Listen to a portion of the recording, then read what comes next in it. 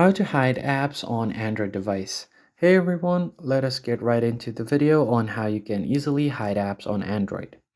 So it really depends on the device you have. If you have a different kind of device, the process might be a bit different. So in my case, I'm using a Samsung device. So what I'm going to do is long press on my home screen, or you could just pinch out of your home screen, then head over to the settings icon at the bottom right.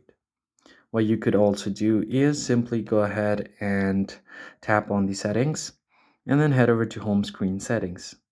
Now click on home screen, and then from here, what you need to do now is scroll down a bit until you find the hide apps on home and app screens. Click on it. Then you're going to have to select an app that you want to hide. So let's say here on my home screen, I have this Reddit application. So let me try to hide this app. So I'm just going to go back to my settings, and then from here I'm going to tap on hide apps. Now I'm just going to search for Reddit. What you need to do is tap on search bar and then search for Reddit. Click on it and then click on done.